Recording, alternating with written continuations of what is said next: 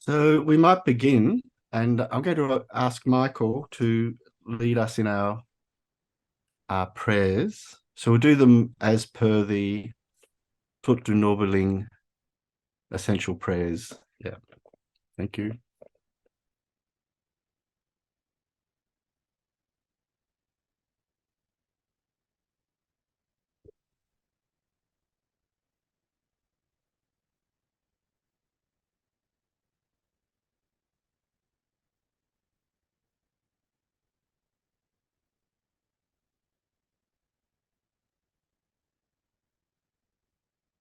I go for refuge until I am I'm enlightened, enlightened. to the Buddha, the Dharma, and the Supreme Assembly. Simply. By the merits I create through listening to the Dharma, may I become a Buddha in order to benefit all sentient beings. I go for refuge until I am enlightened, to the Buddha, the Dharma, and the Supreme Assembly. By the merits I create through listening to the Dharma, may I become a Buddha in order to benefit all sentient beings. I go for refuge until I am enlightened, to the Buddha, the Dharma, and the Supreme Assembly. By the merits I create in listening to the Dharma, may I become a Buddha to benefit all sentient beings.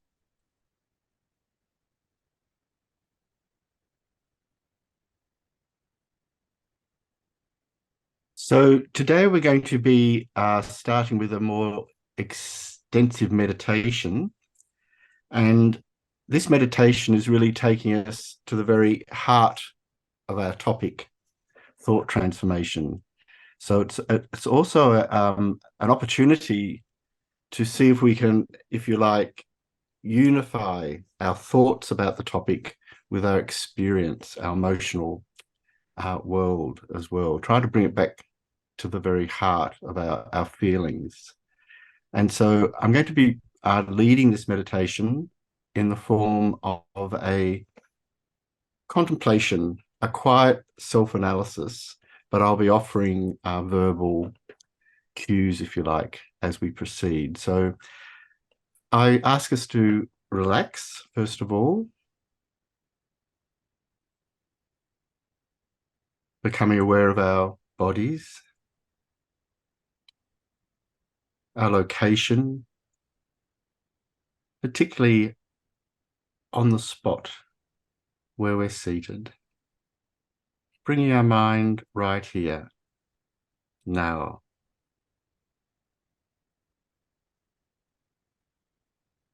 And for a few cycles of the breath, visualize that any distractions or problems we have, including overwhelming problems, leave with the out breath in the form of smoke or gunk, which spontaneously dissolves away. And with the immediate in-breath, radiant light, the essence of enlightened energy, pours into our body as it might into a vase. And as it does so, it dislodges even more subtle levels of anxiety, of distraction, sickness, and so forth, which leave with the next out-breath. So we'll just continue this cycle of gentle breathing meditation in conjunction with the visualization for a few moments to steady our mind.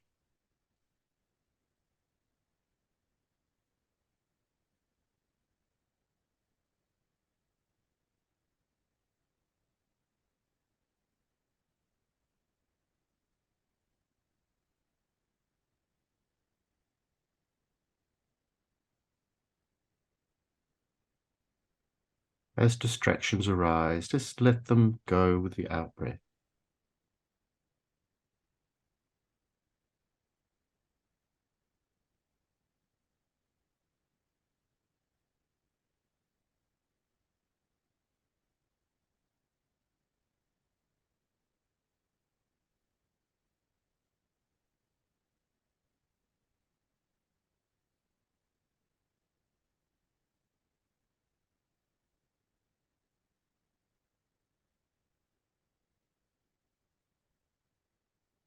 So now contemplate in the guide to a bodhisattva's way of life. Shantideva gives us an actual meditation for cultivating the precious mind of bodhichitta, the mind wishing to achieve full enlightenment for the benefit of all living beings. And in this presentation, the specific method of generating bodhicitta is known as equalizing and exchanging self and others. This exactly corresponds to our current context of thought transformation. So bringing this right home, we're training in equalizing and exchanging ourselves for others.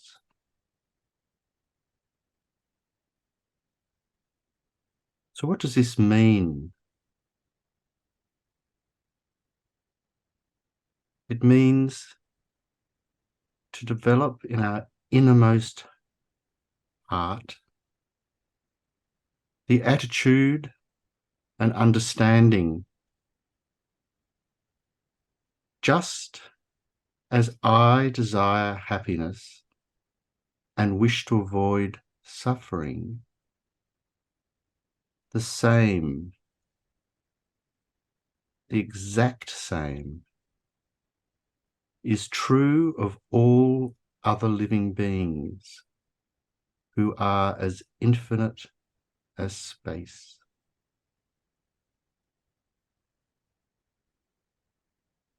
Just contemplating our awareness of these other beings, they too desire happiness and wish to step away from suffering and problems.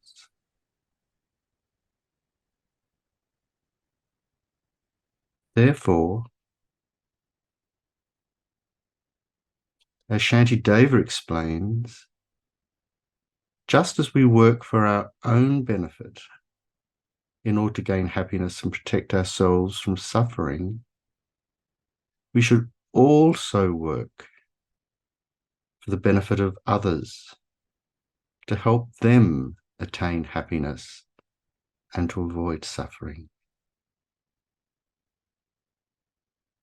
Shantideva says, in the same way as the hands and so forth are regarded as limbs of the body, likewise, why are embodied beings not regarded as limbs of life?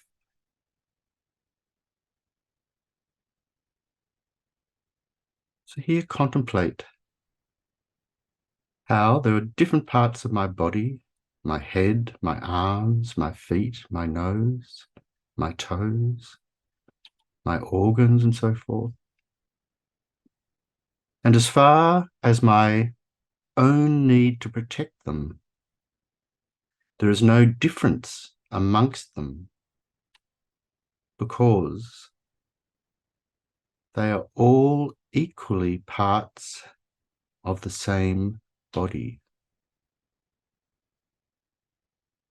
So just think how we do so quickly move, for example, to protect our hand if we suddenly realize that it's about to be crushed by a rock. Snatch it away from that harm instantly, spontaneously.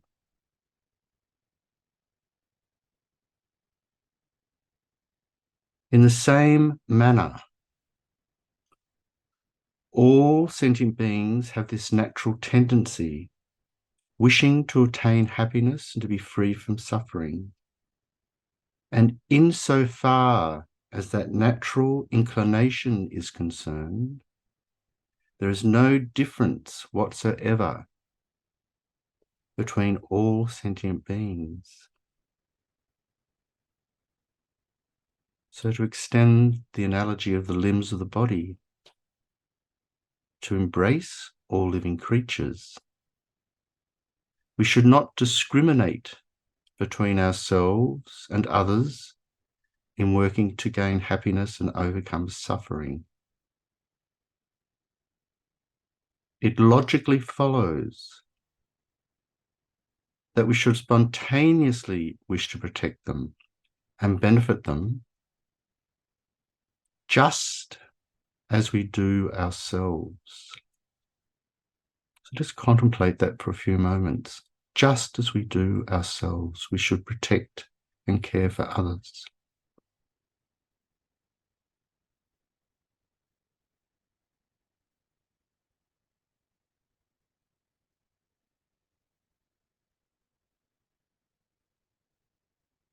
However, to be realistic and to be honest, to achieve this,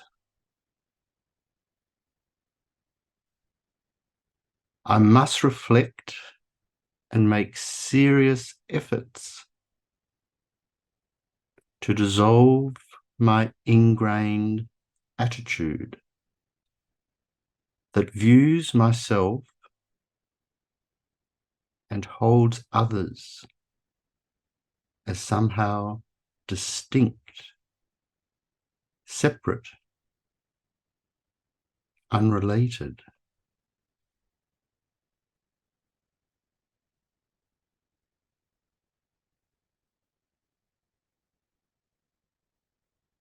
We've seen that insofar as the wish to gain happiness and to avoid suffering is concerned, there is no difference whatsoever. Likewise, this is true of our natural right to be happy.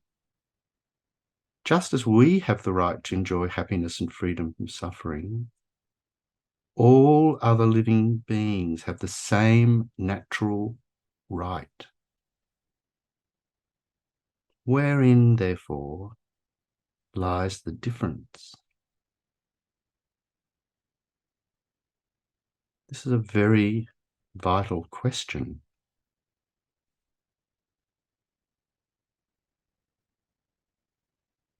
The difference resides in the sheer number of sentient beings involved.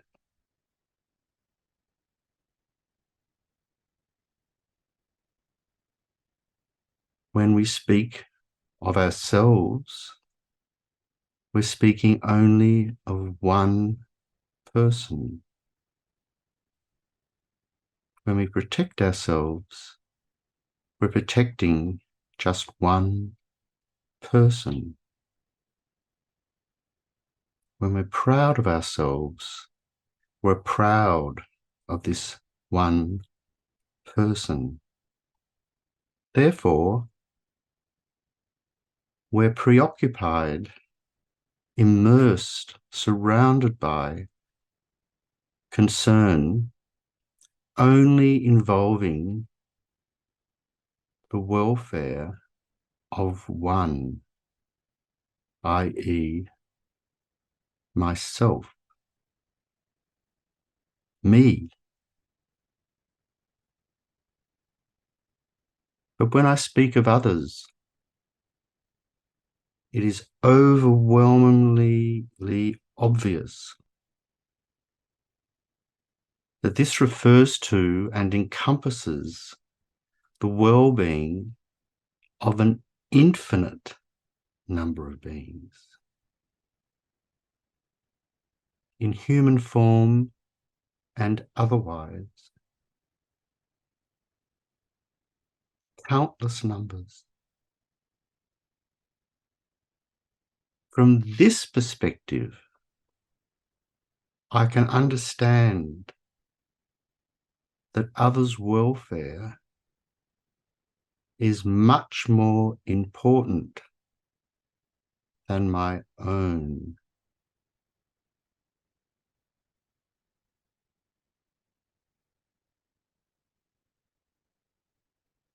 So this then declares the immense, limitless, all-embracing scope of my concern and indeed my responsibility as a person, as one. If we dig deeper, if our own and others' welfare were to be found entirely divorced from one another, we could indeed mount a case for neglecting others' welfare.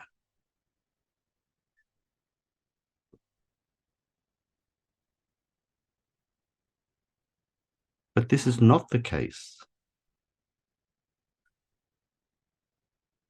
I'm always related to them and heavily dependent upon them.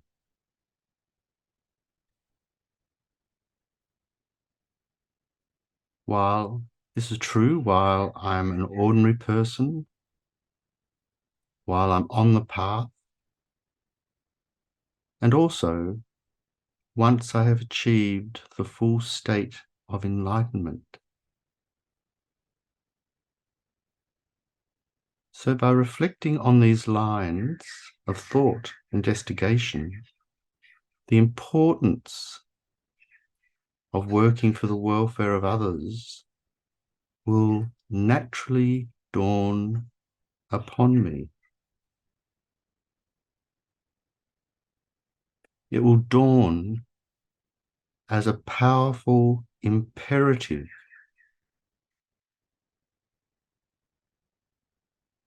one that will pervade all my thoughts and actions, both day and night. This, of course, is exemplified in the superlative example of our own precious teachers. Thinking here of Kabje Zopa Rinpoche, who would teach for hours and hours and hours to a room full of students, tirelessly, energetically, with joy and love.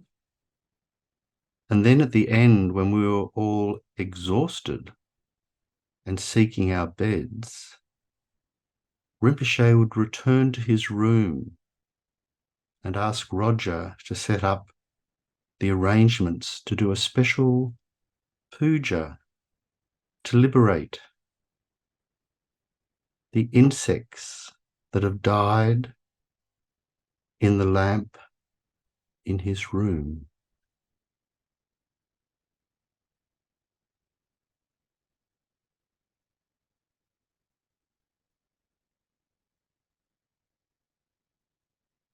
So we must deeply, deeply become sensitive to the manner in which we do depend on others.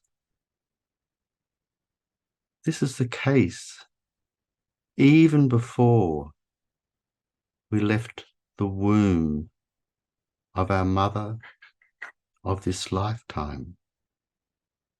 Already she was caring for us, not even yet have had the opportunity to hold our hand.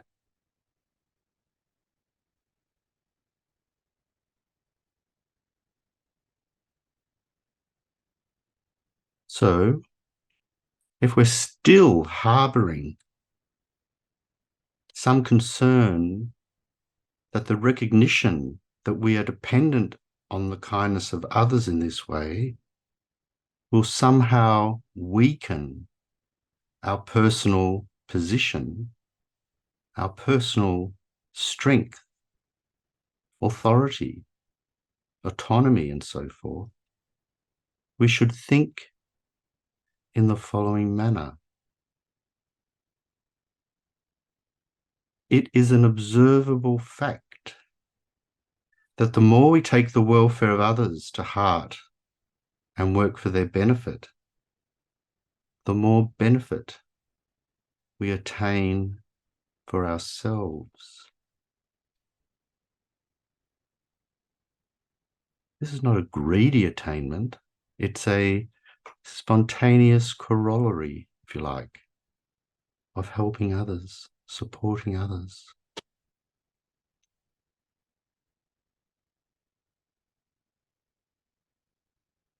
On the other hand,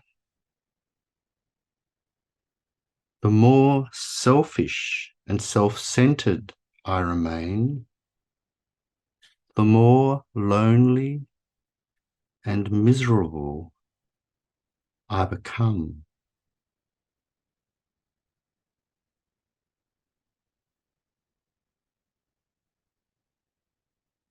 Again, I can observe the truth of this from my own experience. Therefore, if I definitely want to work for my own benefit and welfare, then, as the Guide to a Bodhisattva's Way of Life presents, it is better to take into account the welfare of others and to regard their welfare as more important than my own.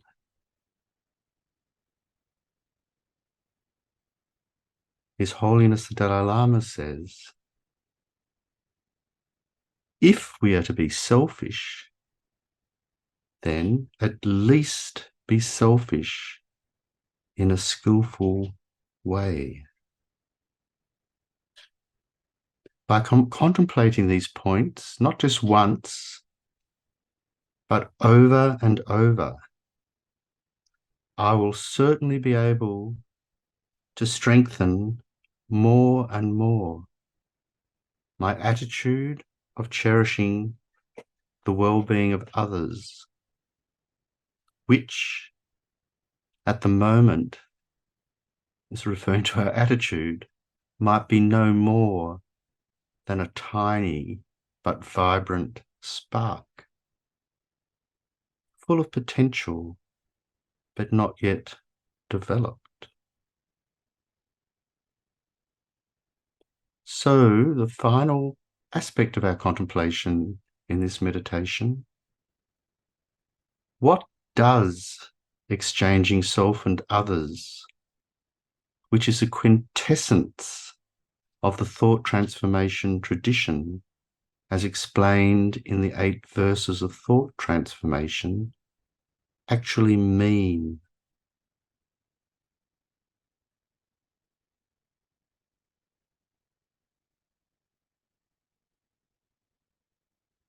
Exchanging self and others means switching these two, so that instead of being primarily concerned with my own happiness, I'll become more concerned for that of others. And instead of neglecting others, which is our selfish want, I instead neglect myself and strive for enlightenment for their benefit.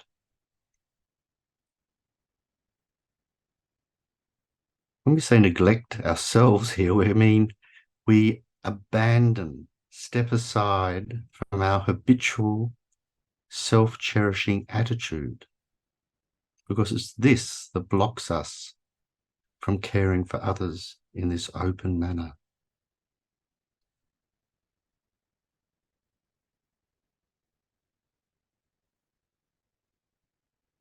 So in order to enhance this extensive, expansive motivation, this wish to become enlightened for the benefit of others, and to proceed to do this through the method of exchanging self and others, we can also utilize visualization techniques. So I'm now going to introduce a meditation which was presented by the Venerable Geshe Doga when he gave his own commentary on the 8 verses of thought transformation. I'm going to ask Michael at this point to share the image of Amitabha Buddha.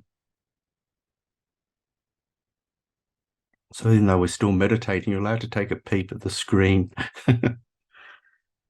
Thank you, Michael. One.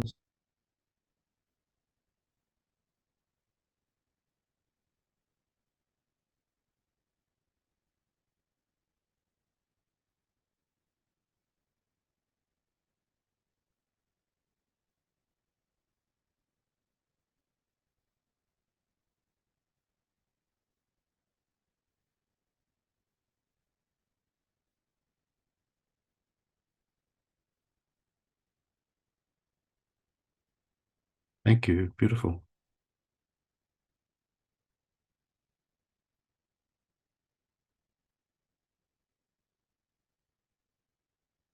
Oops.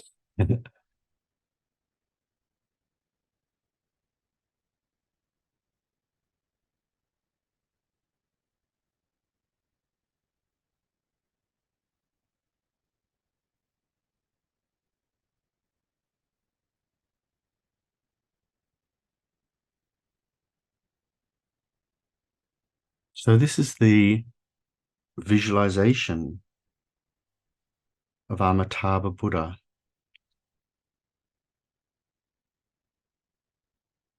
So above the crown of our head, visualize Amitabha Buddha facing the same direction as ourselves, the meditator. Amitabha is seated upon a sun and a moon disk, with one face, 2 arms and legs, and is sitting in the meditative posture with palms cradling a bowl of nectar. He wears the robes of a renunciate. His majestic body is composed of radiant light. This light streams from Amitabha's holy body. At his crown is a white representing enlightened body. At his throat, a red R, enlightened speech. And at his heart, a blue Hung, enlightened mind.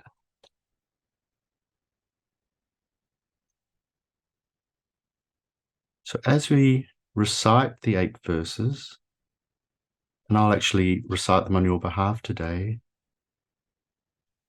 we contemplate their meaning while seeking Amitabha's blessings to develop in our heart the aspiration that we will be able to accomplish the highest welfare of all living beings, sentient beings, recognizing their great value and how we rely upon them.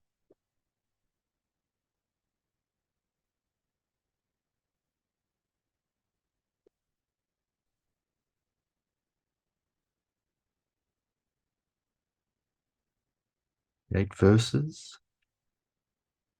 With a determination to achieve the highest aim for the benefit of all sentient beings, which surpasses even the wish-fulfilling gem, may I hold them dear at all times. So we're making these verses in the form of a request, a direct appeal to Amitabha, visualized upon our crown.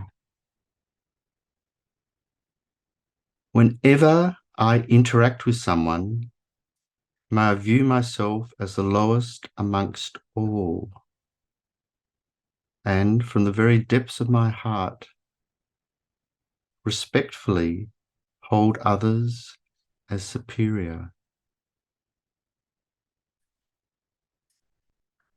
In all deeds, may I probe into my mind, and as soon as mental and emotional afflictions arise, as they endanger myself and others,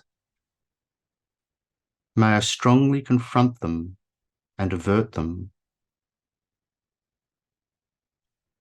When I see beings of unpleasant character oppressed by strong negativity and suffering, may I hold them dear, for they are rare to find, as if I had discovered a jewel treasure. When others, out of jealousy, treat me wrongly with abuse, slander, and scorn, may I take upon myself the defeat and offer to others the victory.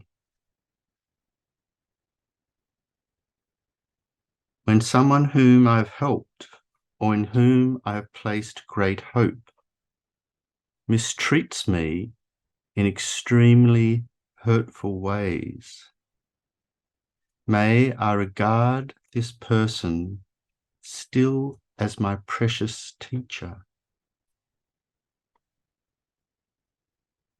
In brief, may I offer benefit and joy to all my mothers, both directly and indirectly. May I quietly take upon myself all hurts and pains of my mothers.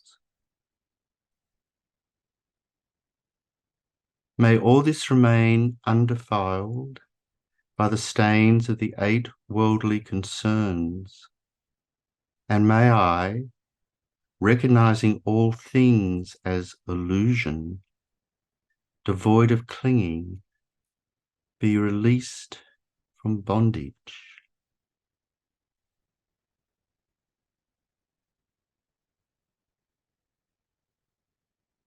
So, holding now in the very depths of our heart the firm determination, may I, at all times, hold them close and dear, and at all times see them as most precious.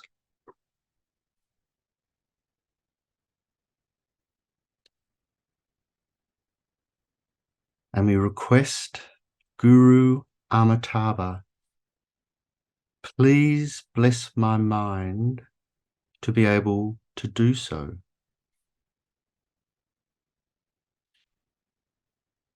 Upon making this request, visualize light rays and nectars stream from the 3 points of Amitabha.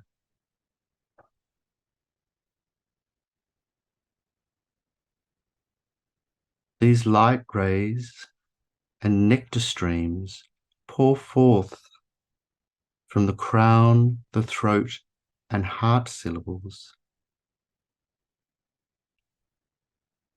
and they enter into my crown. And as they pour into my body and also permeate my mind, feel that all of our negativities, all of our negative attitudes, negative thoughts, and negative actions performed in relation to other sentient beings are melted away.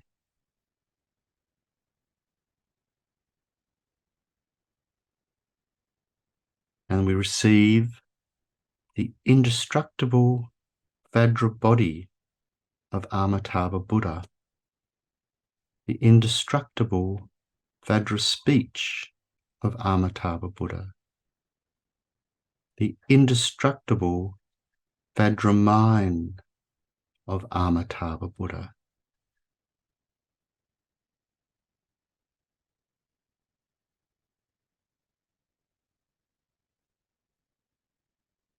All hindrances, particularly those of the self-cherishing mind, are completely overcome. We're filled with the qualities of Amitabha, particularly those of wisdom, compassion, and cherishing other sentient beings. Likewise, we receive and develop qualities beneficial to our well-being, such as increasing our life force, energy, merit, and wisdom. In particular, the unmistaken attitude of cherishing other sentient beings.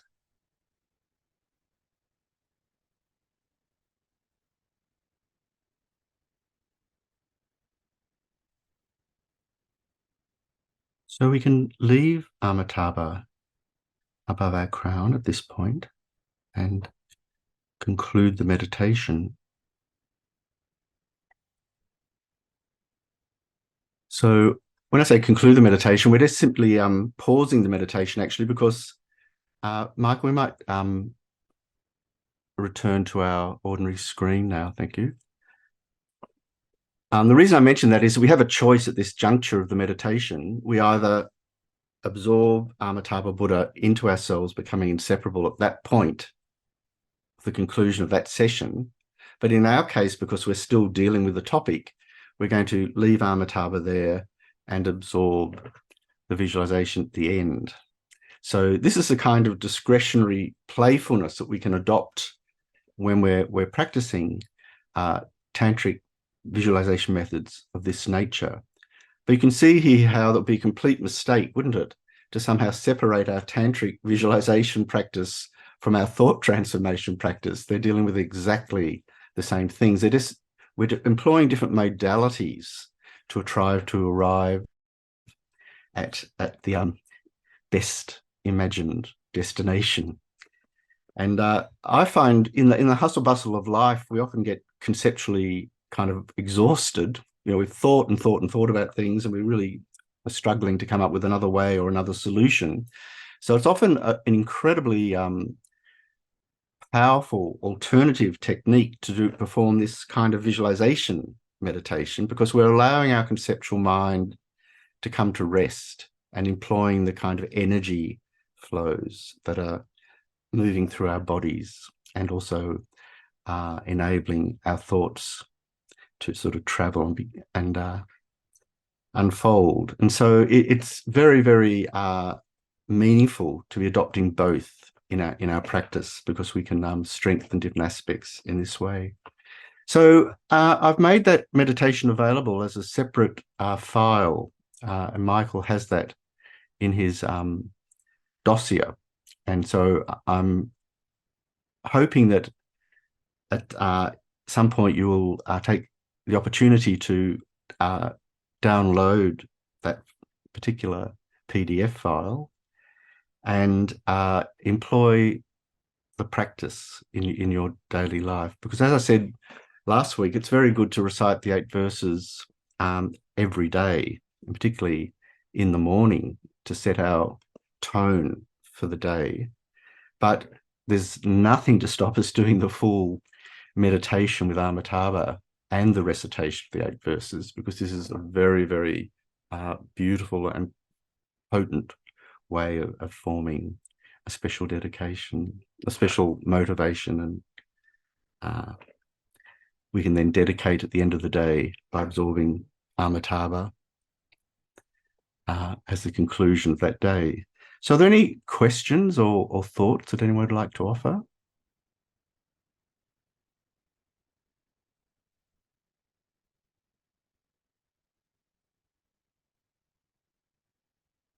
So as I've mentioned at the end of that, Jay Jay, has her hand up, and I Jay, turned off the Sorry, ability a to little slow yeah, getting go my ahead. hand there. Yeah. Okay, look, um, this is a personal struggle I have. How is, I don't know whether the word happiness is being translated from Tibetan or Hmm. Pali or Sanskrit. Do you know the original word, and does it have a more, another meaning? I try to I hear the word happiness and I find it very grating because it Hmm. seems rather shallow to me. Hmm. Instead, I insert the word like fulfillment, right? Hmm. And that works. But, Yeah. when you were doing it, I was working really hard on that. But happiness is used so repetitively. So, Hmm. can you talk to me a little bit about how I can better manage my feeling of abrasiveness about that word? I keep thinking of like Happy Meal and, la la la. It's And it's dreadful, a dreadful thought, isn't it, that a word like happiness could somehow have become cliched. yes, yes, uh, and but I think, trivial and quite trivial. So, yeah, yeah, thank you. no, but I think for me, the key here is for you to work with that in your own way. So the instructions are quite generalistic deliberately. And um, I think the idea is to use whatever terminology you'd feel most comfortable with and feel that would be most effective. And so I'm not married to the use of the word happiness. It's really just a shorthand way of capturing a whole collection, isn't it, of ideas about well-being. And I think all these words quickly come into trouble when we start to look at how they operate in popular culture Yeah, and become cliched. yeah, So I don't think there's any fundamental issue there. I think it's more an issue of you adapting the terminology. And you could even go through the outline for the meditation and substitute the word happiness with your own term if you wish, providing it sort of captured the same meaning. For me, it's these things make a lot of sense because if you look at a creature attempting to save itself from danger, then it's working towards happiness. But you're going to object to that. But it's trying to get into a better position in some way than the one it's currently in. And so it's that momentum towards an improved, more beneficial position that is the essence yeah. of I this topic. understand sort of Yeah. like it's an issue for me in terms of I have connotations with the word. So Mm. I get the concept pretty well, but for what I find that I really truly wish for all sentient beings is that they do find fulfillment, that they Yeah. actualize their Buddha nature. Hmm. That's what I'm wanting. And Yes. to me, it's I'm just my personal opinion. For me to use the word happiness degrades that concept. Hmm. Yeah. So, Yeah. but I'll just that's one of my many issues. That's fine. No, I mean, but I like what you're proposing. You're describing an impediment or an issue that is important to your meditation practice Yes. and your Yep. thought transformation practice, and Yes. that's exactly what we're attempting to do in these classes. Yep. So I really value your sort of candidness about that. And I used to teach art theory to art students, and I used to show them, amongst other things, Andy Warhol's. He's a cliche, Andy Warhol by nature. He deals with cliches, and he presents himself as a cliche, and he speaks in cliches, although very witty ones, and so forth. So he's sort of hypersonic cliche material. And everyone thinks Marilyn Monroe, silk screens, sort of stereotyping a stereotype of a stereotype and so forth. Somewhere in the middle of all that, there's a real person called Marilyn Monroe. Is Warhol concern for her, or was we just playing with the cliche at the level of superficial cultural exchange? These are interesting issues. But to bring it back to our topic, I would then throw up Andy Warhol's silk screens of the electric chair. Oh. And they were colorized with the same apparent playful, joyous abandon that he used to differently color the various Marilyns. And so my question to the students was, is Warhol decorating the horror of capital punishment and death? Is he just sort of superficially trading in sort of death porn? Or is he actually making a critique, perhaps, of the manner in which we have become desensitized through habit to the very notion of capital punishment in the case of America, in some of your region's medical systems? I was reading an article today which really disturbed me about in Alabama. The government's just passed a regulation enabling the use of nitric gas to terminate the lives of prisoners. And we know that when that is used as a method for killing animals, it makes them go into a period of convulsions, really, really dramatic death convulsions. And so this hasn't been trialed as a form of death, sort of inducement, if you like, in the American prison system yet. They're going to be actually using the first prisoners as guinea pigs, in inverted commas, for the trials of the new method, recognizing some of the other methods haven't been so reliable. So these are really, really important issues to contemplate and to think about. And so I'm also sensitive to the same sorts of topics that you've mentioned, Jay, and I understand where you're coming from there. Thank you. Yeah.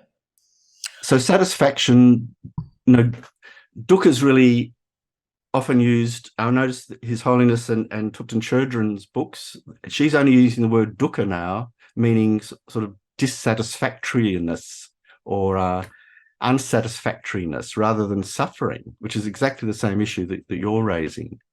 So even the word suffering is problematic in that it sort of overly captures the problem that we have and that we need to overcome as one that would identify as acute suffering, whereas there are more subtle levels of discomfort, which are forms, modalities of suffering, which we don't necessarily label suffering. In fact, in the case of suffering of impermanence, we label some forms of suffering as happiness and joy. So it's a really complex and important issue to consider. Thank you. Thank you. So I'm going to bounce on now. I just wanted to touch again upon the term in the second verse of the 8 verses, whenever I interact with others, I shall view myself as inferior to all, and I'll train myself to hold others superior from the depths of my heart. So when I say I'll view myself as inferior to all, does that raise issues for us? I have no idea. So Scarlett's raised her hand. Thanks. Scarlett, would you like to share your Yeah, I find view?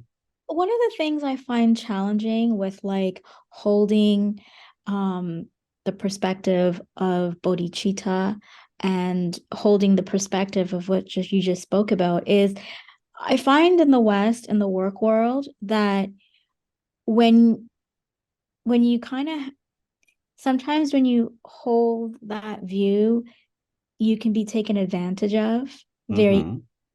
And I find sometimes when you hold that bodhicitta view, you get walked on all over and people tend to take advantage of you. And so I find it really difficult to balance the idea of bodhicitta and the idea of what you're talking about in the work world. Yeah. So again, this is a really valuable and important quandary that we find ourselves in when we contemplate these topics. And I think it's probably very, very beneficial here to look at the possibility within the Buddhist framework, if you like, of talking about legitimate pride. And so in the Guide to a Bodhisattva's Way of Life, Shantideva presents that we should have some personal pride in three areas: in action, in ability, and in terms of afflictions. So pride about action means that no matter who else may be your companion as you practice the path, you do not count on them, but accomplish it yourself alone. So in other other words, you develop an incredible, powerful form of self-accomplishment. I shall, I can, and I will do this. That kind of determination that's coming from ourselves is a form of prowess or pride, but it's very beneficial if we place it in the spiritual context that we're discussing, that of generating the mind of bodhicitta. And ability, pride about ability, means that you accomplish your own and others' welfare thinking. Since living beings are under the power of the afflictions, they are unable to achieve even their own welfare, much less the welfare of others. I am able to accomplish the welfare of both myself and others. So you see here that this resolve we're taking on ourselves, no matter what, I can do that. And thirdly, pride about the affliction means that with contempt for the afflictions on all occasions, we think, I shall be victorious over these. They shall never defeat me. It means it will be steadfast after we've generated the courageous thought to destroy the factors incompatible with the mind generation of bodhicitta. So to cut a long story short and to get right back to your very important point, I don't think that developing the mind of bodhicitta does involve or require a kind of weak humility, if you like, that would enable us to be pushed around or walked upon. In fact, you could argue the opposite, that if we can really disengage and dislocate our self-cherishing and all of the mechanisms from this magnanimous thought of cherishing others, we can really then look at ourselves for the first time in an uncluttered manner as an instrument, if you like, to be able to work on their behalf purely without complication. And that isn't exhausting. And so this idea we sometimes get in the sort of caring professions, and it was a bit of a trend a few years ago in Australia. I don't know if the same thing happened in America, of compassion fatigue, if you remember that one. The social workers and nurses and teachers are all going around talking about compassion fatigue. I'm exhausted. I've got too much compassion. That is a misunderstanding of compassion, because compassion itself can get caught up in the regime of self-interest and be very narrowly focused, whereas a genuine compassion, because it's not related to self-interest, is untouched by those issues. And so a compassionate response to ourselves would be to look after ourselves in a kind of sensible and holistic manner so that we're better able to work for the benefit of others. To fail to do that would be to neglect the development of our potential.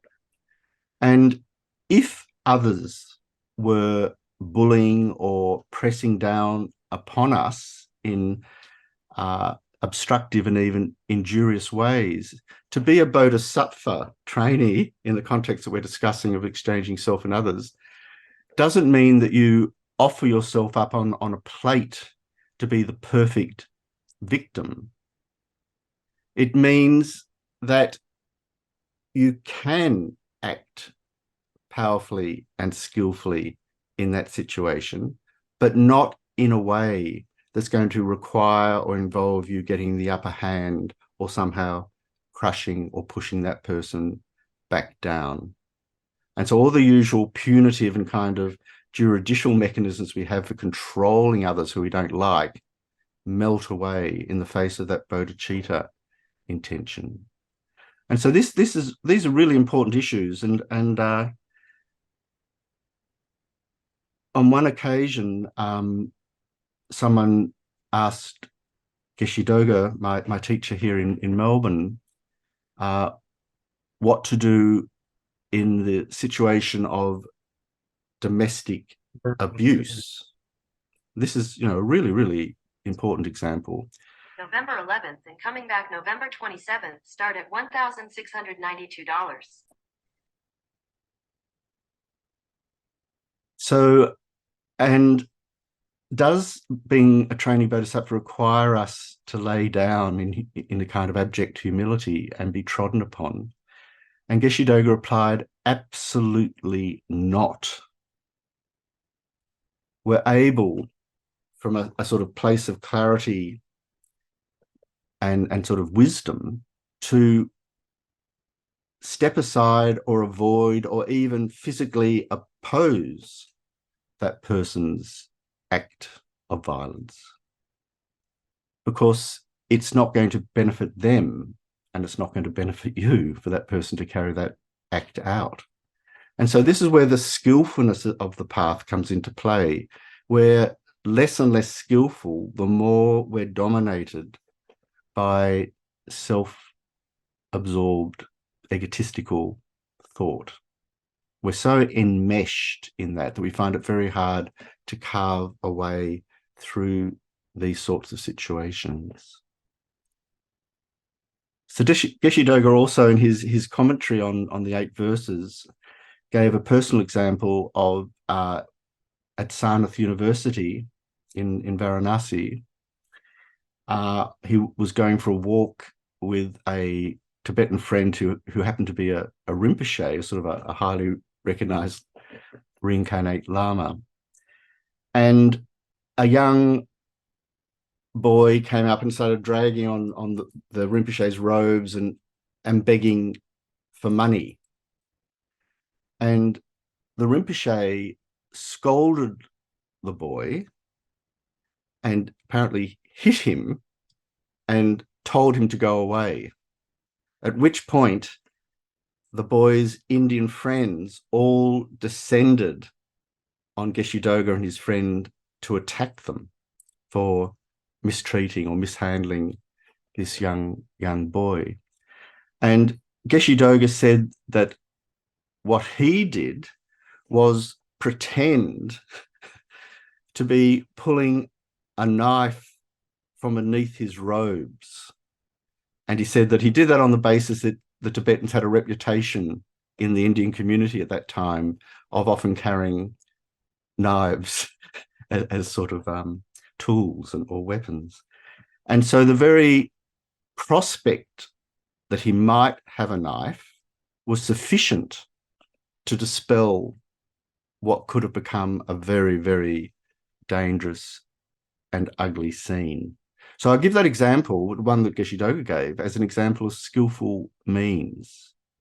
Geshe Doga didn't have a knife, and he certainly didn't have any intention, if he had one, to use it. But the mere intimation was sufficient to diffuse what would have otherwise been a very destructive situation. So that sort of a capacity to make that decision, to employ that strategy using a feint, a kind of phantom, only came due to a training in mind training, so that you could respond in a very elastic and skillful manner to the actual situation that was arising. Does that answer the question? Or at least point towards an answer? Well, I appreciate, your insight. I just find it sometimes in the thick of, work life that sometimes it's difficult to, reflect in that way. So I think probably, maybe more practice, my habits are formed in a way that I guess it makes it difficult because maybe I in the thick of it, I don't, because I haven't practiced enough, it doesn't you know come about in actions sometimes that I may want. So I think sometimes I have a hard time with that because I just find like working in the West, if you don't, speak up, or I know you're saying that, yes, one needs to do that. And, I'm inferring that you also saying, having healthy boundaries is good too. But I think sometimes, like if there is you know, a confrontation, or two people having two different viewpoints at work, sometimes it can get challenging because the perceptions can be looked upon like, oh, like you're not, if you're not standing up for yourself, or you're not being assertive, or if you're not speaking in sort of a way that you're defending yourself, and you don't, and like, sometimes you don't want to because you're thinking, oh, the karma, right? I'm just saying sometimes it's hard. It is, of course. We've all got our equivalent situations where we find it hard and difficult to actually untangle those knots. But again, one of the qualities of an enlightened being, and also one of the qualities of a bodhisattva, is power. Power, strength.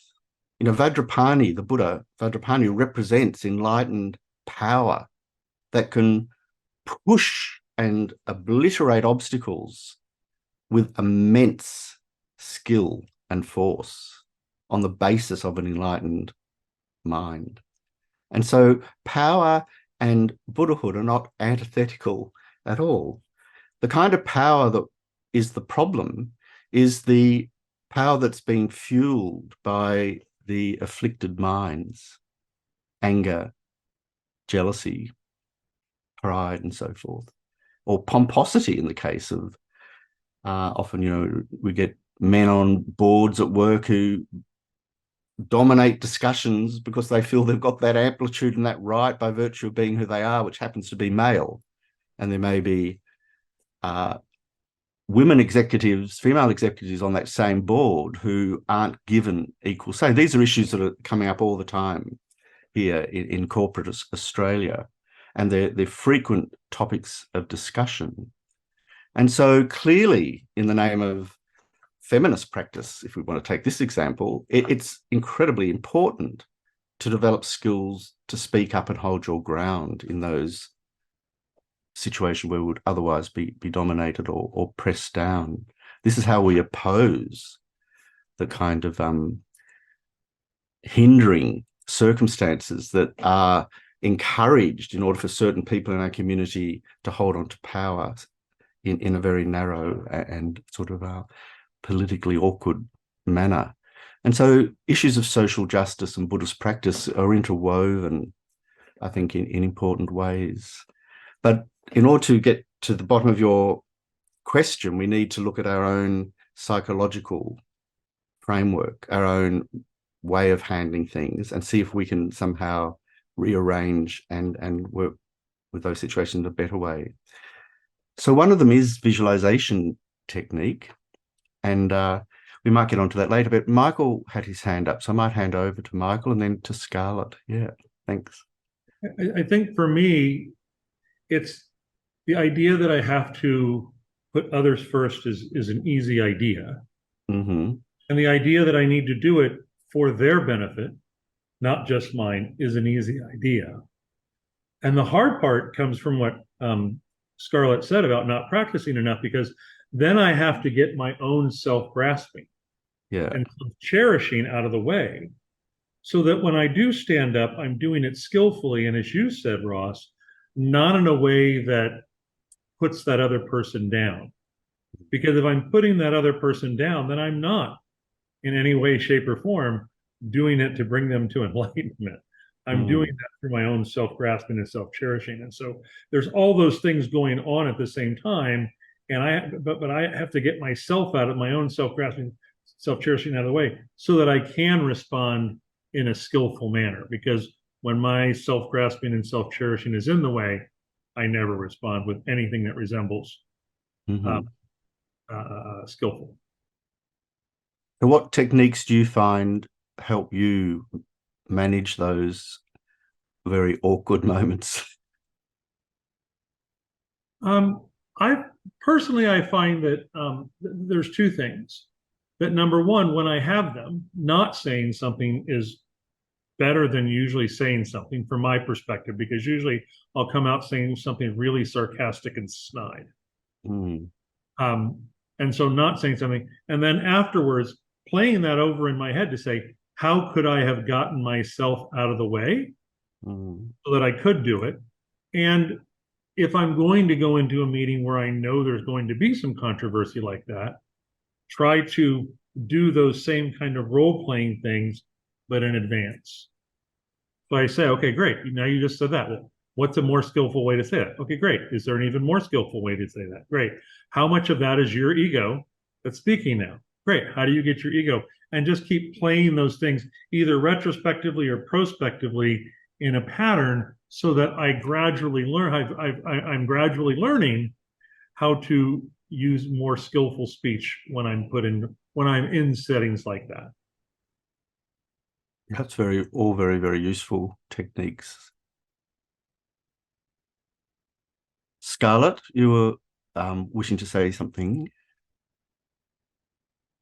Yes, I wanted to say that I wanted to add that I was trying to use you know, I was trying to use skillful ways. There was it was a confrontation-ish over the phone with a colleague, and totally he was like not listening to what I have to say. It was like a complete misunderstanding. And at the end of it, like he still didn't hear my point of view. At the end of it, he tells me, he gives me this comment about how he sees me. And I didn't say anything because I thought, well, it's better to be silent. Like, it's not worth it to counteract what he said. And it was like his perception was completely different of what I thought, right? And then again, a few months later, we're together, and he says it again of, oh, I just tell people what I think. And I didn't say anything again. He says, like I told you. And I didn't say anything again to him. So I don't know what he perceives me as there, but like Michael's saying, like I find sometimes just not saying anything is just pretty powerful. And it doesn't, I think it's like I'm not hurting him, because that's what I thought. I thought if I counteract what he's saying, I'll be hurting, like I will be hurting him. So I thought not to. I don't know if he perceives me as, being weak or whatever, because I didn't say anything, but I just thought it's best not to say anything. So this is excellent. We're using real life examples here in relation to the teachings of thought transformation, and it's what this class is really about. So I really value everyone's contributions. And I just wanted to go back a little bit to Michael's comment about investigating, handling these situations in anticipation of them, but also retrospectively, because this kind of capacity to revisit or to anticipate is very real. And it's one of the roles of meditation practice to actually set up these scenes in our meditation. So one of the culmination of this thought transformation technique, as we're going to see in the 7th verse, which reads, "In brief, I shall train myself to offer benefit and joy to all my mothers, both directly and indirectly, and respectfully take upon myself all the hurts and pains of my mothers." This verse captures the quintessence of this technique, where as soon as we see that person there in trouble or who's insulting us and so forth, we take all their problems onto ourselves in our visualization technique, which we can explore in a later session, and give them everything they need to find satisfaction and fulfillment. So this is the complete inverse of the self-cherishing attitude. Because if we wait to filter the entire universe of beings through the narrow aperture of our self-cherishing thought, we won't get anything done. It'll be impossible.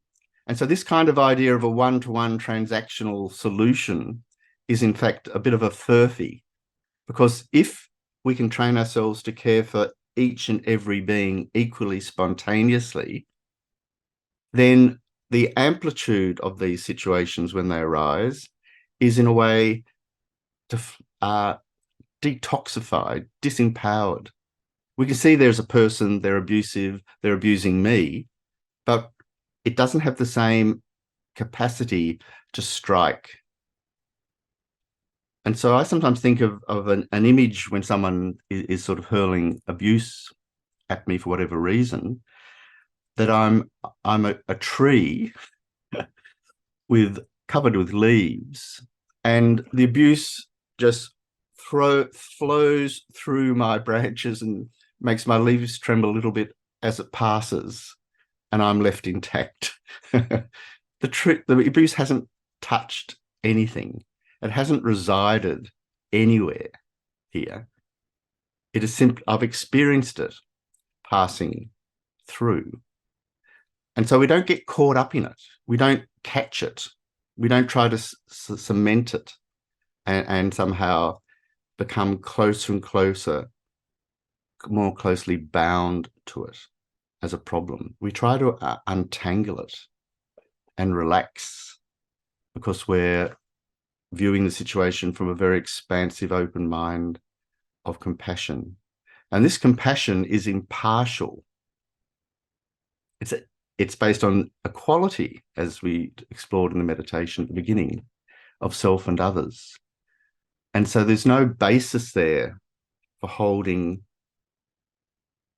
some up and some low, ultimately, at all. We're all exactly alike in that regard. So meditation is really powerful and really important to employ as a psychological mechanism for transformation of difficult situations. Yeah.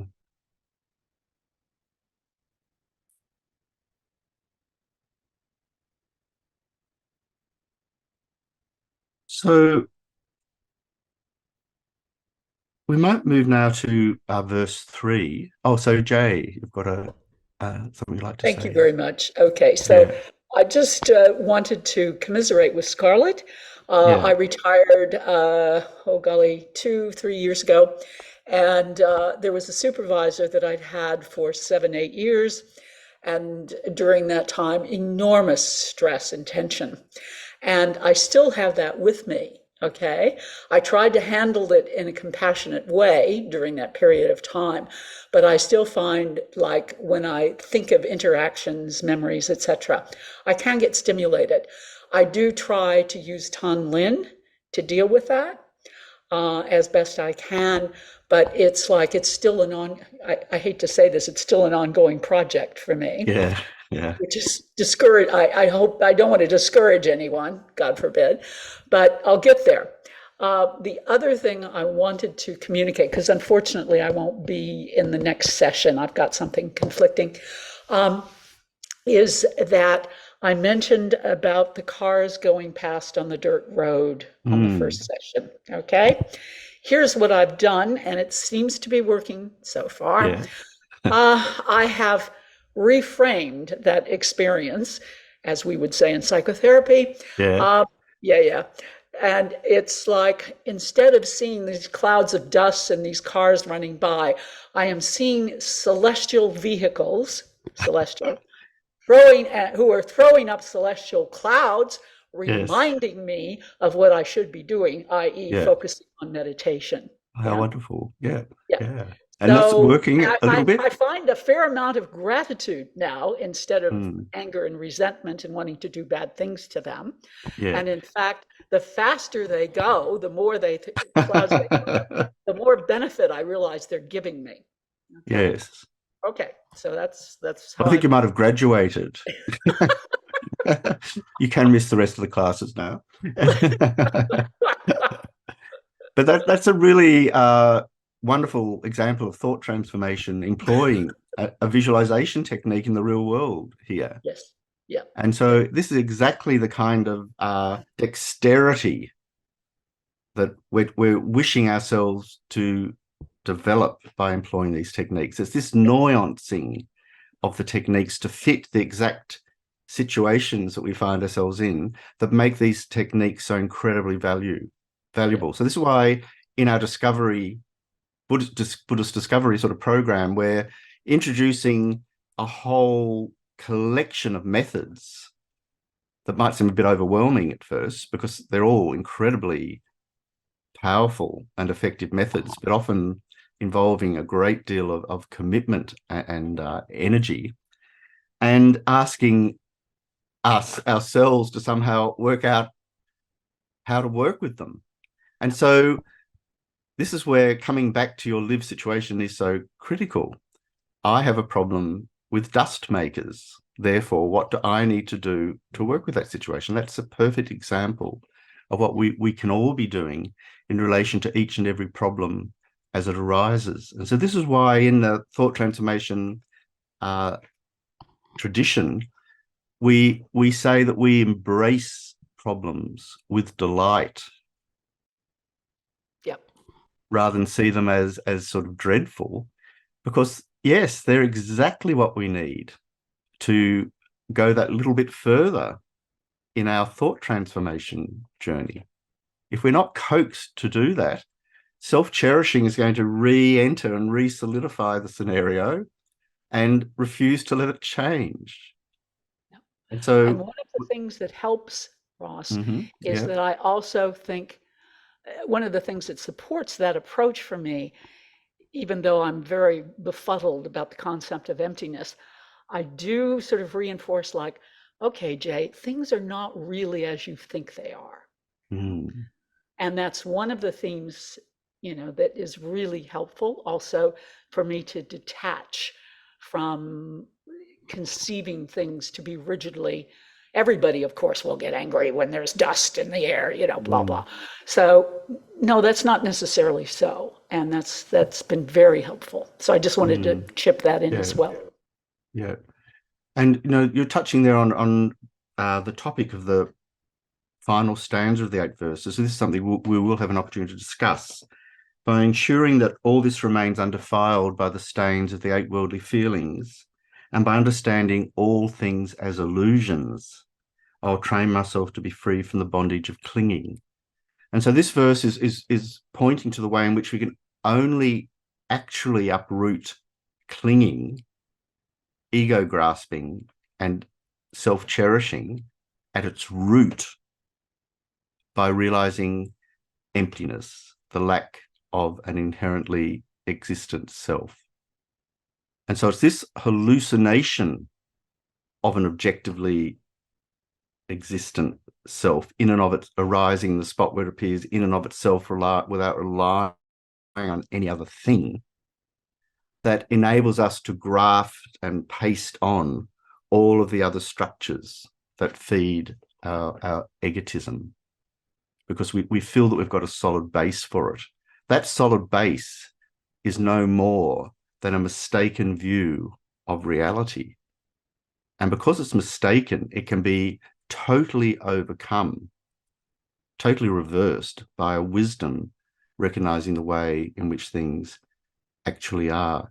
And so this has great potency to consider too in the case of being confronted by an angry person, because Buddhism is going to say that even though there appears to be an angry person in and of themselves, on the spot where that angry person appears, and therefore rushing towards us from their own side to attack us, this inherently existent self, an angry person self that's out there, is in fact a projection of my own ignorance. There is no inherently angry person out there. There is a person, relatively speaking, who's manifesting relative anger based on response to particular circumstances. Yes, we're not denying that reality, but it doesn't have the kind of solidarity and fixity, substantiality, of sort of relentless objectivity in and of itself that it appears to have at all. If my angry mind was inherently me, I would be angry at all times in every direction. But that isn't the case. I'm only angry when I come upon an object, whether it's internal or external, that I feel is obstructive to my fulfillment or my, dare I use the word, happiness. It somehow cuts across my pleasure or possession, sense of possessions, and so forth. And on that basis, I label it unwanted, unpleasant.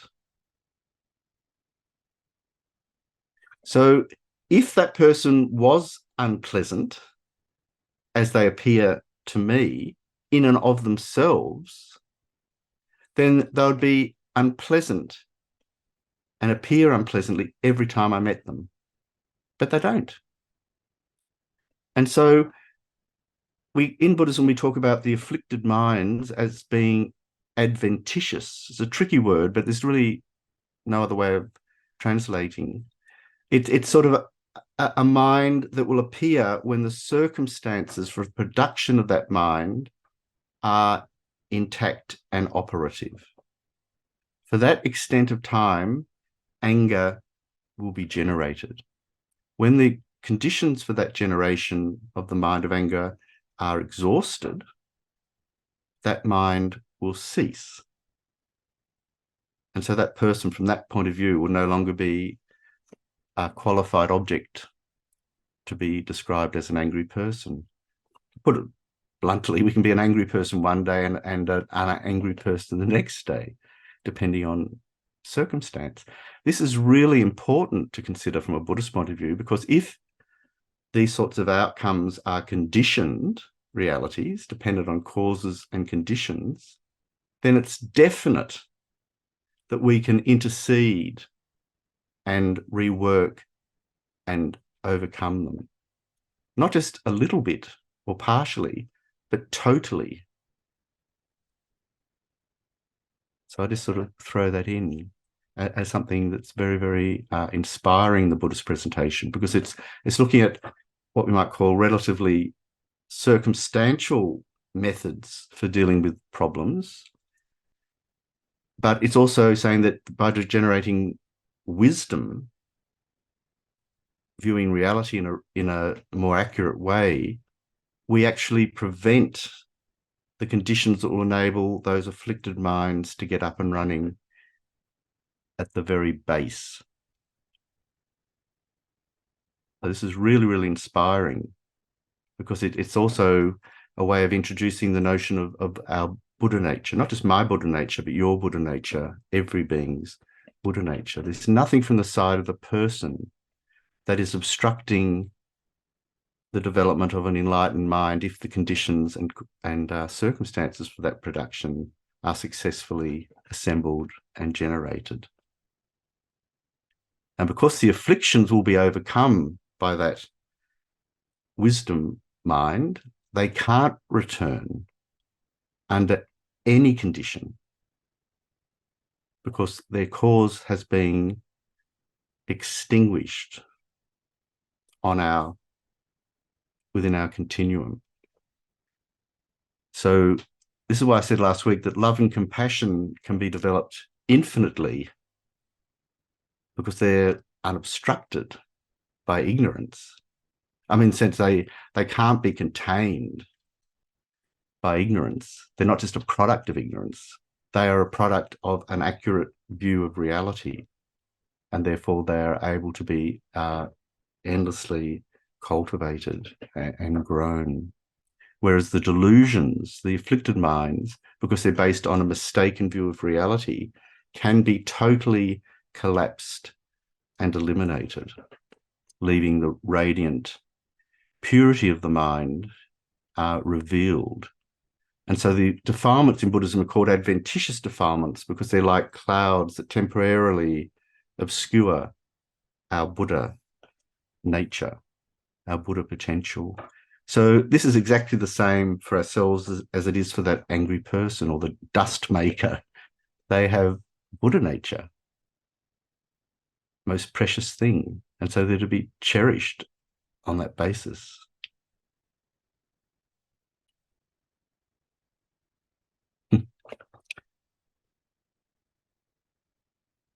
I was going to look, I'm conscious of the time, but briefly at verse 3. During all my activities, I'll probe my mind, and as soon as an affliction arises, since it endangers myself and others, I shall train myself to confront it directly and to avert it. So I want to propose here that this verse is exactly insisting that we apply these thought transformation techniques in our actual lives. Don't just work with them at the level of theory. Geshe Doga says, and I quote, "We may be inspired to develop love and compassion and a kind heart, but there are obstacles to this, which are mostly the various delusions that arise in the mind. We may have a noble intention to practice, but if we don't attempt to overcome our delusions, and we're not aware of the possibility of delusions overpowering our mind, the moment a delusion arises, we will easily fall under its influence." So I'll say that again. The moment a delusion arises, we'll immediately fall under its influence. Delusions completely distort our perception and disturb our mind. And Geshe Doga makes a further point. We need to understand that the obstacles to our practice don't lie outside us. They are the delusions that infest our mind. So I think this is another way of answering all the questions that have come up today, is that we, as I mentioned last week, shine the spotlight back on inside rather than outside. And rather than saying, what a dreadful person you are, think, what happens to me when my delusions are running unrestrained or rampant? I too can become an awful person at the drop of a hat if the mind of anger is allowed to fester and bloom. So in all my actions, this verse is asking us, may I examine my mind, whatever I'm doing, whether alone or especially when we're with others. We need to examine even trivial actions such as eating, walking, sleeping, and applying mindfulness. So we must develop the courage to investigate the way in which the delusions arise within us. So I thought here to do a little investigative meditation. So we'll adopt our meditation posture again, bringing the mind inwards.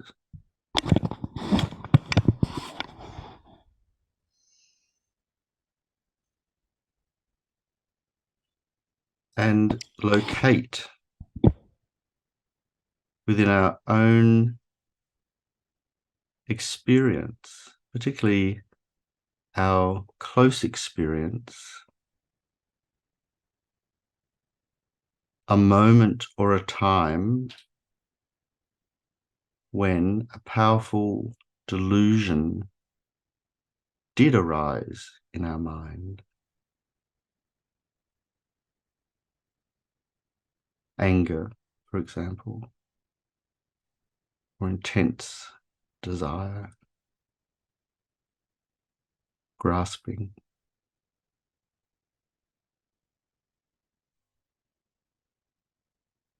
So just viewing this situation very calmly and objectively as the meditator,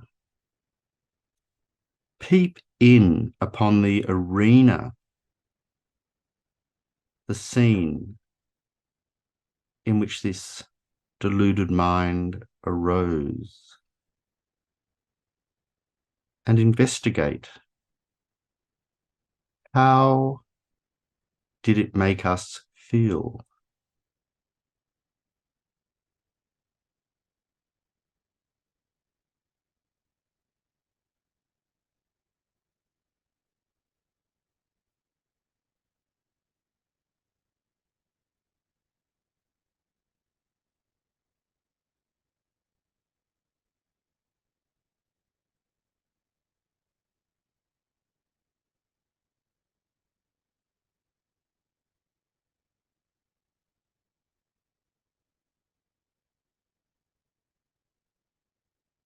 Further,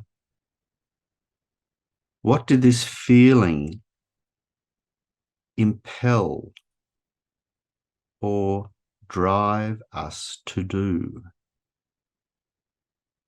Might consider here actions of body, speech or mind. Perhaps we snapped back or hurled a harmful word towards someone. Just tailor this situation, this reflection to your precise circumstances.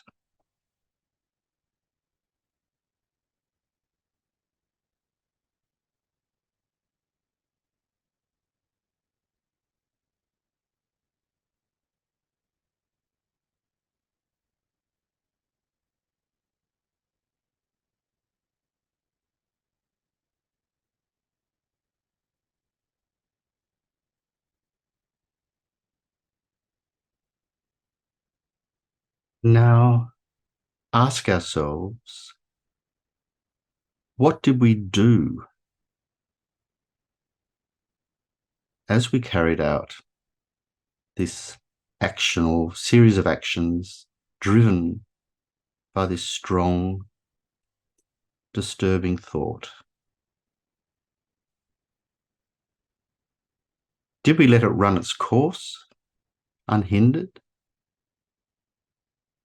Did we attempt to thwart it in some way?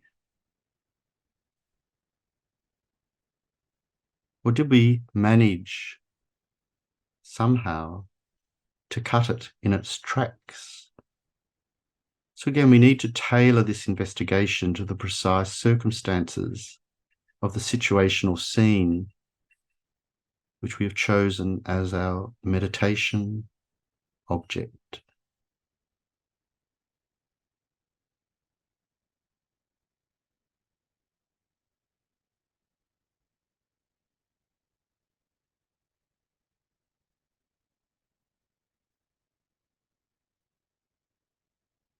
So if we did attempt a remedy, at what stage did this occur?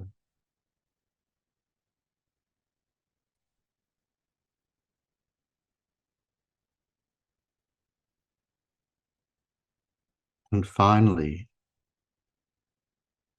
if we can determine to what extent our application of a remedy, if applied, was successful.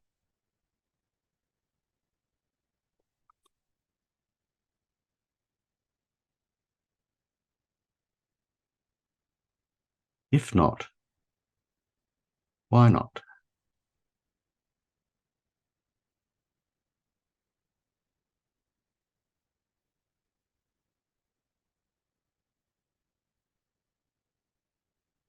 So now, projecting ahead,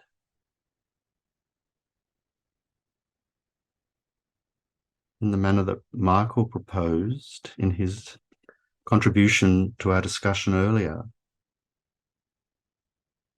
consider, what will I do the next time the same kind of negative, powerful delusion arises within me?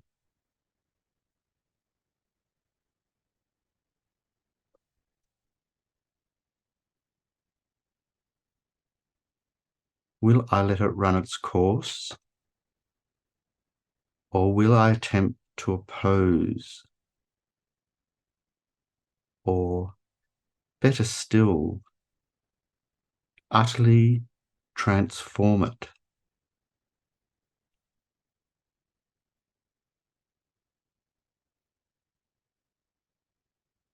And with that, we conclude the meditation. So you can see here that the technique, the sort of value of that meditation is that we're probably dealing with an habitual deluded mind, one that arises more than once, and it probably arises in particular circumstances that we can characterize, identify, and probably even in relation to particular people or individuals whom we can sort of capture as well in our sort of description of the problem. And so this verse is asking us to recognize experientially the beginning of the arising of a delusion within our own minds, and to quickly, swiftly avert it by employing a skillful spiritual technique of thought transformation. And there's a great deal of meaning in this as soon as it arises. So I don't know if anyone else had this sort of conclusion from their little remembered episode, but in my case, I only applied my real solution after the deluded mind had carried out its work, because I was so swept up by the deluded mind at the time that I couldn't recollect the techniques. I'm just speaking really honestly here. This is how it works in our experience.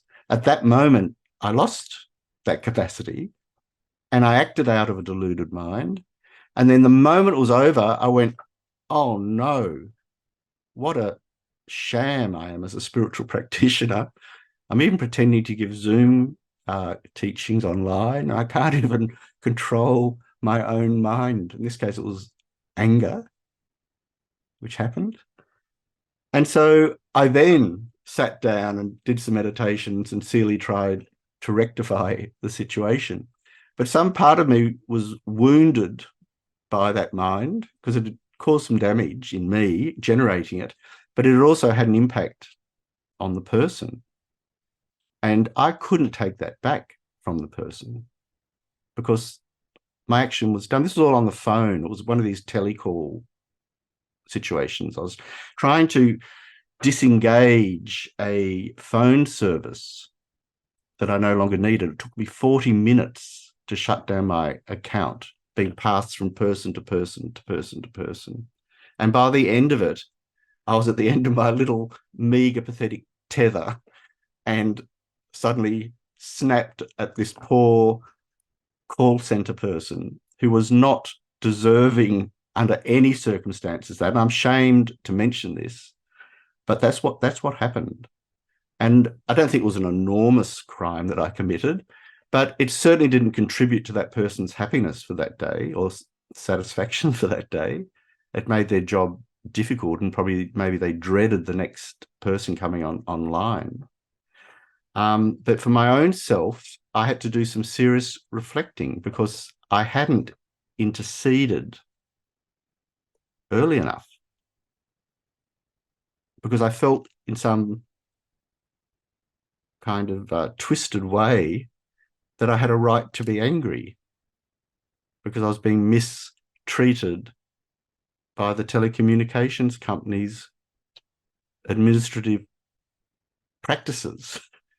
And that justified me being upset with the call center operator, according to the logic of that delusion. And it's not the case. There was no justification for that.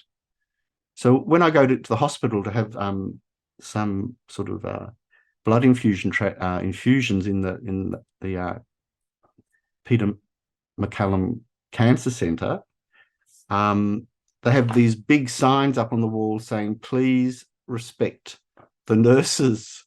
We do not tolerate abusive behaviour here." And I can sit there and go, "Oh, isn't it shocking to think that patients are getting so much value from the nurses? How could they be abusive towards them?" And here was myself in my own little twisted situation doing precisely that to a call center operator. And so Shantideva says, and this is incredibly powerful, blame the delusion and not the person. So I could cripple myself with a sense of failure and self-doubt and abandon any attempt to be a spiritual practitioner because I had that episode in recent time. Or I could blame the delusion and not the person, in the sense that I don't need to blame myself ultimately for being a failure, because all I did was fail in that moment to thwart the arising of a deluded mind. And yes, I am responsible for that. And next time, I'm going to see if I can do it differently and better. And so this becomes a challenge, which is actually very real and very exciting, because it's clarified. I've attempted in my own way to utilize that self-investigation, if you like, gently in meditation to see if I could somehow be more considerate going forward. And at least in similar situations, when I ring up telecommunication companies. In Australia, we have the biggest number of complaints against our telecommunications company to the ombudsman, I think, of any other commercial service. I think a lot of people find them frustrating. The call centres are very quick to pick up your call when you're registering for a service, and very difficult to undo one. Jay, you want to say something? No, I'm over here as well, so I'm concurring with your assessment. So we all have our tolerances, and self-cherishing, gets pushed to its brink, and it will act out in a way which we have relative little control over. And so there's a great importance here in this technique here. As soon as an affliction arises, I will avert it. We stop it in its tracks, in its initial moment, if we can. That's the ideal, because it's not yet up and running. And so it's like I mentioned last week, that sort of a judo technique where we have a little person here and a big assailant. But if we're skillful in judo, we can just simply tap that person's ankle the moment they lift that foot off the floor, and that large person will throw themselves over using their own weight. We don't have that energy. but we have that skill to make them use their own energy to throw themselves over onto the mat. That is skillful means. So we can employ that same skillfulness in handling what might otherwise be a very gross and powerful afflicted mind that's being generated.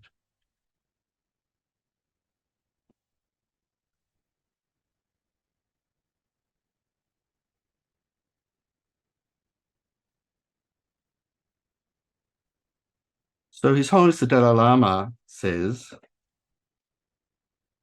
the meaning is that, of this verse, is that if we leave our delusions just as they are, without therefore seeking or aspiring to overcome them or thwart them in their tracks, we will be effectively handing over the victory to the delusions themselves. So we've awarded the victory to our own deluded mind. This is actually a very sad situation. Jay. Before we end, I want to be sure, like I say, my last session, I do have a question if I could. And that is with regards to, I don't know if this is only my issue, it may come up for others. Particularly, I notice when I do Tonglen, but sometimes in meditation, I get feelings of omnipotence. Yeah? And I feel like, okay, I'm trying to support everyone realizing their Buddha nature. And I get this feeling of, I could seriously do this. And then I go into arrogance, I think, or that's how I label it, because it feels like, it's not realistic. So I'm wondering if you can just respond to that kind of issue when one works with problems and tries to counter them. Yeah, my sort of thought there is not to get too caught up in this as a problem. Recall a similar topic coming up once at the end of a teaching, and Geshe Doga gave the answer of not to worry, because the techniques, the Buddhist transformation techniques, do work. And so they will, at some point going forward, mop up that residual problem of self-inflation or omnipotence that you're talking about, which is probably a residual aura of a self-cherishing attitude, if you like. Yes, sir. It's a kind of remnant of habitual smugness or some other kind of self-prowess or feelings there that maybe... I think it's actually the opposite pole of my feeling of inferiority, which has been more of a predominant sense throughout my life, and certainly spiritually.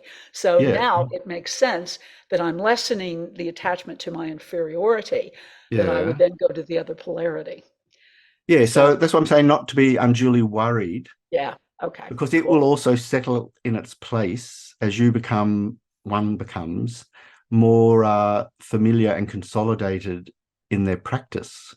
The strength, if you like, the power that I was describing before will come from a very grounded place that's not caught up in the intricacies of the psychological finessing involved in maintaining an egotistical attitude.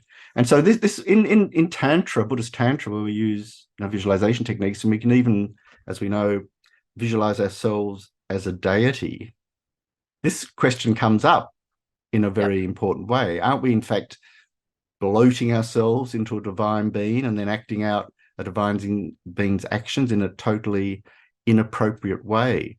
But the tantric explanation for that is that we are training ourselves in an optimum level of development, which we don't currently have, in a manner that will cause it to operate as a cause for actually generating that enlightened state in the future.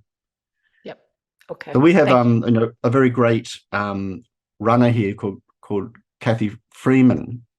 She's sort of was a great Olympian, and she used to talk about running the race in her mind before she ran, actually visualizing herself winning, so that when she ran, she was just sort of carrying out the sort of momentum of a winning script that she had already rehearsed. And so I think we can see tantric visualization operating in this way too.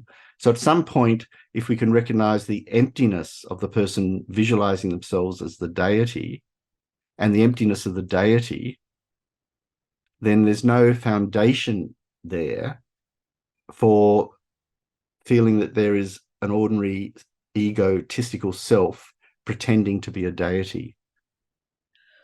We've refused that binary. We have dissolved that very binary. So it becomes a very precious technique from this regard. It gives us some respite, one might say, from our entanglement with our limited self-view.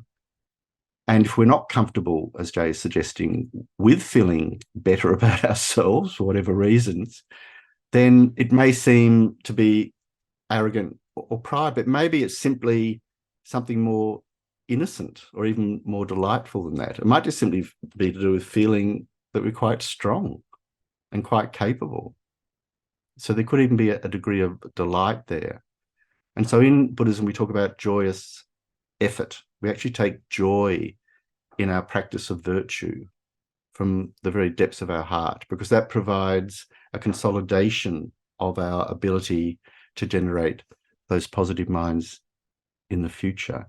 So to feel joy that we're generating an modicum of compassion in a particular situation, how wonderful is that? Even to seek not to harm someone, even if we can't help them at that moment, is itself an extraordinary thing. We couldn't have wars if we started with that thought, could we? We couldn't design bombs, etc., etc. And so, it's radical, this idea, incredibly radical. Thank you so much. Thank you.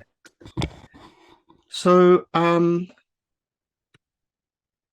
we might next week move on to look at the fourth verse and maybe touch upon the fifth verse. So I would invite you, as sort of part of our coursework, if you like, to investigate the online commentaries. And I've given Michael a series, you've received those, Michael, a series of links to online teachings, commentaries on the 8 verses. And those, obviously, His Holiness the Dalai Lama frequently teaches on this subject and on the verses themselves. And so to look at the commentaries surrounding verses 4 and 5 in anticipation of next week's classes. And I've also provided Michael with some points for reflection based on the previous classes, and I'll be sending another one of those to Michael this afternoon, so that each week we'll have an accompanying kind of several topics to focus upon, as sort of maybe helping us grasp the essence of the subject for that week. So thank you very much. We might now dedicate, and we'll just spend a moment in our own meditation, and then I will ask Michael to read the dedication prayers. But it is important to be able to recognize that we have been intent on practicing virtue for the duration of this class, this time together online. So we definitely have a basis here to build upon, So feel that we give this basis away joyously for the benefit of all other beings without exception. We don't seek to preserve any of the benefits for our selfish self.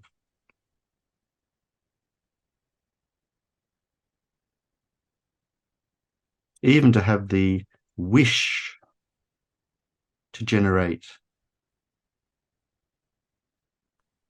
the mind of exchanging self and others is remarkable.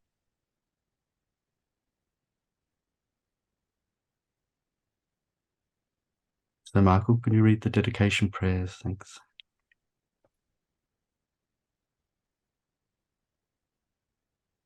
Due to the merits of these victorious actions, may I quickly attain the state of a Guru Buddha and lead all living beings without exception into that enlightened state. And may the supreme jewel bodhichitta that has not arisen arise and grow. And may that which has arisen not diminish, but increase more and more. We also pray for the long life of our precious teachers, without whom would have no sense of a path. I'm thinking here of my own precious teachers, but you can do likewise.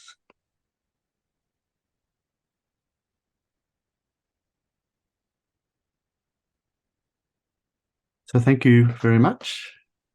It's been wonderful spending some time, and the discussions have been very productive and interesting and valuable, because they are directly related to our topic. So I'm really delighted and look forward to spending some more time together. So thank you very much.